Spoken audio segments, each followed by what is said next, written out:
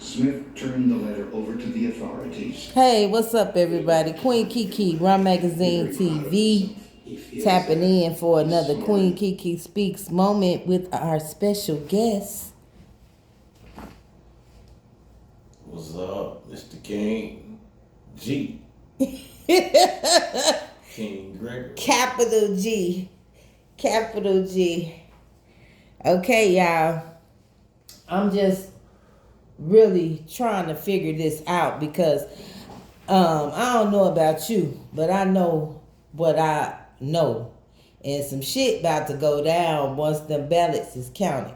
Okay, I've been staying neutral and uninvolved during this political time. But now I have to come out as a warrior because some shit about to kick off. You know, when you flip raw around, it's war. So we at war now. It's time to think warlike and warrior-like. King and queen like. You know, it's time to think like that, act like that, live like that. Not just say that. Put the motion in the ocean. Okay? So basically I'm saying, like, at the end of the day, no matter how many debates and discussions, we can definitely all agree that black voices really don't mean anything to the resounding voice that runs the country, the US of A. A black voice is a drop in a bucket. And actually, one of your favorite reporters, the guy that got kicked off of the major platform, he said that Jaguar Wright is a woman that is basically listening to her is crazy, and that she's crazy. She's like your crazy aunt, and her claims that she's making is her standing at the end of the ocean screaming into nothingness. That's what he said. So he basically said for them the same sentiments that think they have it all together and don't stand by their race would make a statement like that. He said that to say our voice, a black woman's voice in particular, does not matter. She's at the end of the ocean screaming into the darkness. Man. Internet pool. Yes. He called it the internet pool of something. But everything was to devalue her character as a black woman. To say that her voice does not matter when it comes to these so-called major networks and platforms that's owned and operated by, as we all know, white men and women. Okay? Oprah was is one of the only ones, her and Byron Allen, that's in that field. So out of all the black content creators, directors, producers, filmmakers, content creators on the social media platforms, only two, one black man and one black woman are in the media field. Okay? Where they own their own networks. But when you do your further research, you will understand and take a deeper dive on them being black and in those fields as owners. What has it done for the entire black community and black race, actually? Okay? So, our voice, if we know our voice don't matter, it's just we just screaming to ourselves or in the blackness of the abyss, according to the journalist. Black man, and he is gay as well. He openly brought his sexuality to the forefront, but he eventually was turned loose for unscrupulous acts as in his position at the broadcast network that they so honor, when we know that they've been bringing a lot of lies and left out our stories, unless it's a bleed story or something salacious like the Puff Daddy and the R. Kelly and the Bill Cosby fiascos. Okay, that's when shit gets blasted and put all over. That's all we've been hearing about by major networks, that when you watch it, you rarely hear news, real news anymore. And he wants, in their opinion, to discredit social media content creators as not being valid as these major networks. Well, sir, community journalists and community journalism and content creation on smaller platforms began because so many major networks were only running bullshit stories. Okay? You all got the news that you reported on from community journalists. Remember the George Floyd that you like to talk about on your talk show for the big network?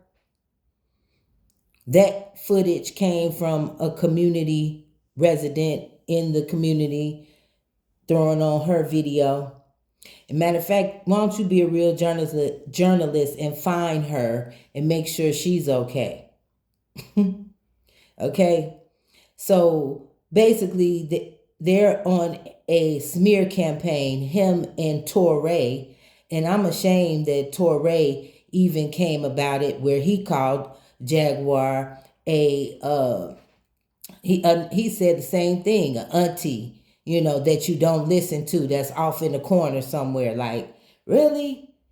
This what we gonna allow?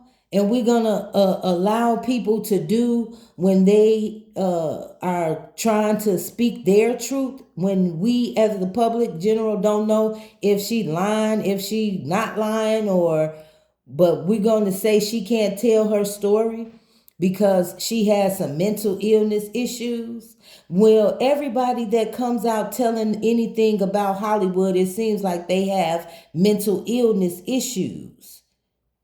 And how many times are we going to continue to watch y'all tell us that people who telling their truth, we can't believe them and we shouldn't listen to what they say? Because half of the people that's running the country right now has mental issues.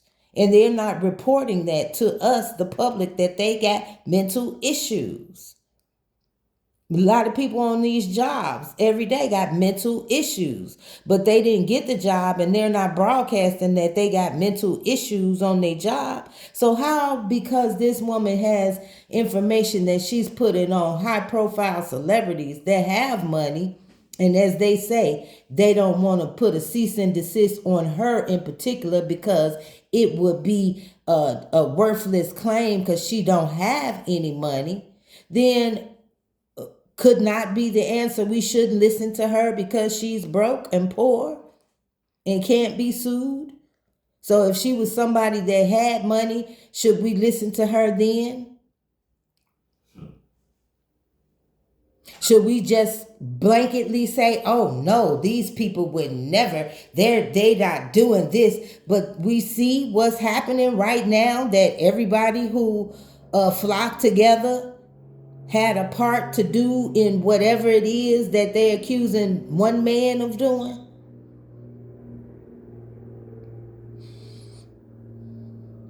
In the lower courts now, sometimes juveniles' parents, when they go on these killing sprees, their parents are being charged. In one of the latest cases anyway, not all cases, but this one in particular, the young man's father is being incarcerated and facing charges in a case for his son going to the school, shooting up the school. So in these same cases, these egregious sexual abuse cases, all parties that are involved should be roused up and facing a trial and put before a court as well, even if it includes the parents of the children that were allowed there, even if it means the organizations, if they had anything to do with it, they need to be, and their employees all need to be facing charges. Because this supply of children is coming from somewhere. And you all haven't been listening and taking and paying attention to the juvenile system, how it's over flooded with young men and women without parents. The system that houses them are their parents. And they're getting funds. So when you follow the money, you will find out a lot of people, besides just Puff Daddy, need to be in court and rousted up. I don't care, and a lot of people don't even care about the celebrity aspect to it, because that's what it is, Hollyweird. You find out, and they've been finding out years ago what it take. That's why most of the people, men and women that go there for acting, end up doing X-rated movies and being prostitutes and drug addicts, all the whole nine. But when they come forth and say they cleaning themselves and they're in recovery, you listen to their story. You give credibility to what it is that they're saying and their claims are. So everybody got their ear open to listen to this so-called revelation that Justin Bieber is going to be dropping. But is his parents going to be on trial for allowing him to be alone with a grown-ass man and men just for a music career? Where is the accountability? And why would his word carry more weight than a woman that's making claims that may possibly have suffered from mental health issues, which we all are suffering from? Okay, who's not suffering from mental health issues if you're a black man and black woman in America, a black child, youth? The whole situation with the immigrants, everybody see what's happening. They're able to get enough funds to sustain and maintain a healthy lifestyle, and they aren't citizens, over the black Americans that have been here in the US of A facing financial hardship